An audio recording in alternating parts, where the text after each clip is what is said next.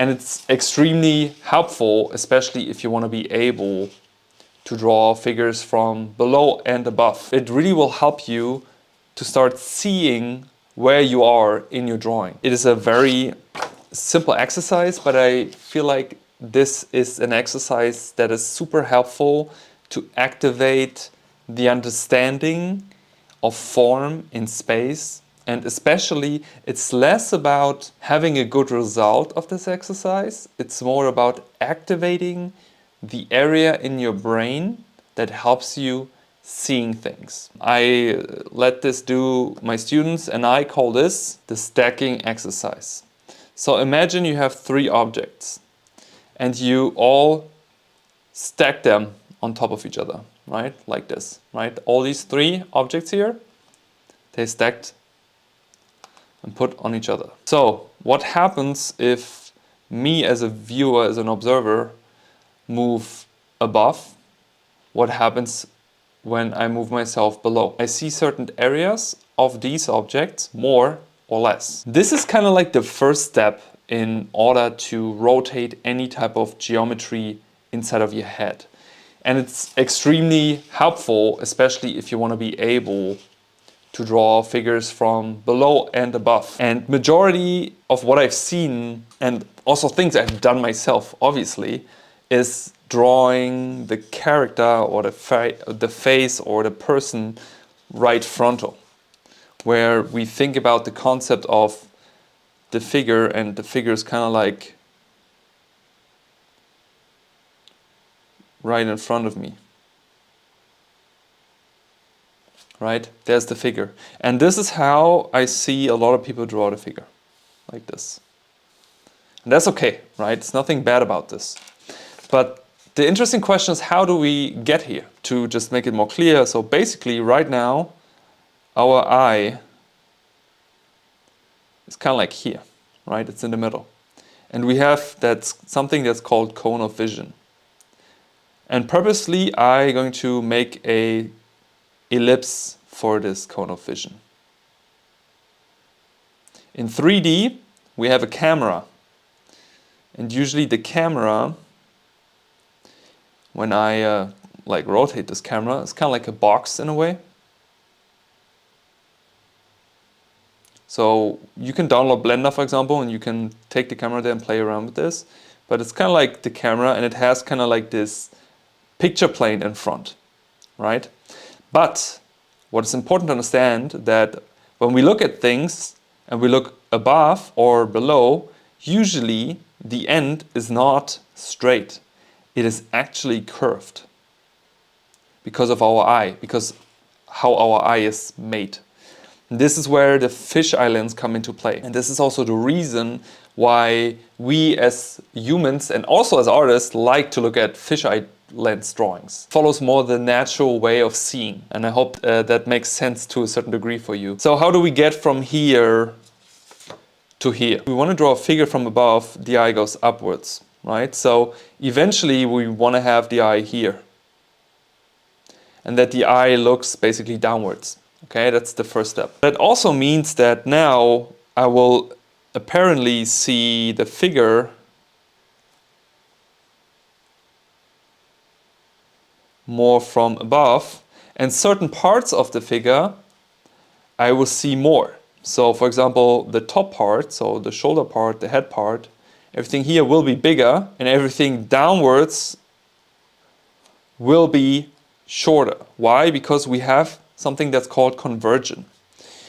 And how can we utilize this in a way where we practice this, and this is where we come to the exercise? Very simple. Coming back to stacking exercise. And it's very simple. We can start with, let's start from the down part, right? And let's imagine this figure stands on a plane, or let's say it's a skateboard, right? It's a flat skateboard. It's probably the uncoolest skateboard there is ever. But this is the plane. So let's exchange this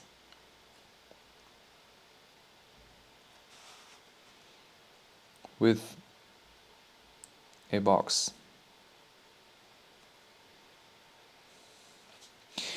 And the next drawing, the next thing I want to stack on top is, to make it simple for myself, another box.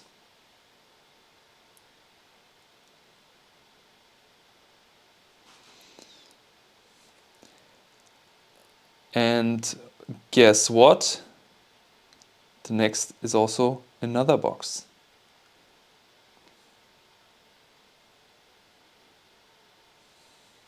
And at some point, I stack so many boxes on top of each other that I see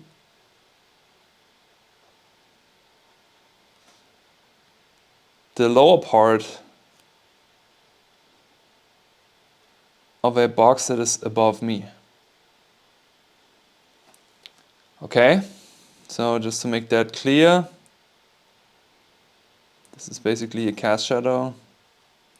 This is basically in shadow.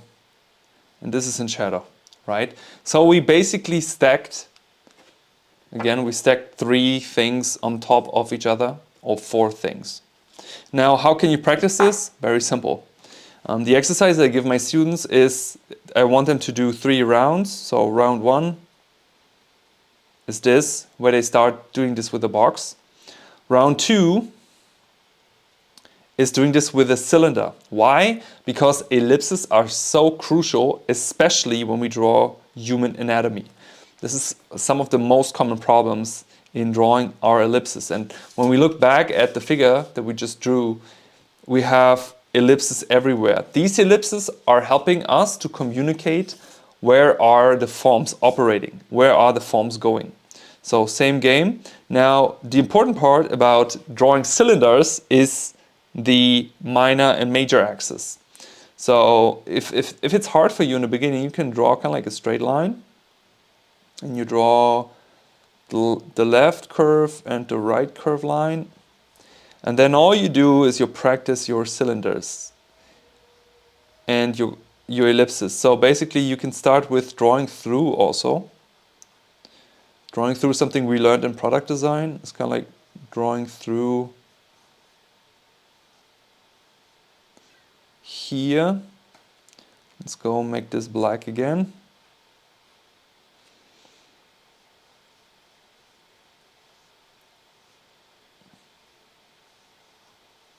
And you see how these ellipses get flatter and flatter. By the way, I wouldn't recommend doing this with a brush pen because controlling the line with a brush pen is way harder. And then we have, so to speak, these ellipses, these cylinders stacked on top. And in the third round, you can do it also with a cone, for example. You can also, when you feel like, okay, this is getting easy now, you can also try to do it in a combination of multiple geoforms. Right, so where you put like a cylinder on top of a box.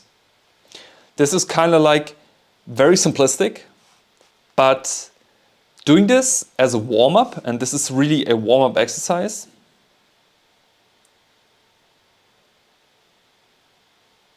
it will help you to activate your brain and your thinking and your observational process, or the area in your brain, I don't know how you want to call it. It really will help you to start seeing where you are in your drawing. And there's one last thing I want to emphasize here. When I'm looking at a reference and I try to draw the reference, I do not, and this is often a common problem, we do not copy it. In a way, we observe, right? But what does observing means? Observing means I pay close attention. And that is what this is doing. This helps me to pay close attention to what's going on. That's the big question in the room. What is going on? Above that person, I see a lot of the shoulder, I see less of the lower body, and it has a conversion downwards. I'm looking for ellipses, I'm looking for overlaps, angles, things that are above each other, okay? When you try this out, Give me a feedback. Let me know if it helps you. I know some people like doing it and it helped. For some people, it's kind of like medium, but at least give it a try. Let me know how it works. Otherwise, feel free to like and subscribe. I appreciate you all and see you in the next video.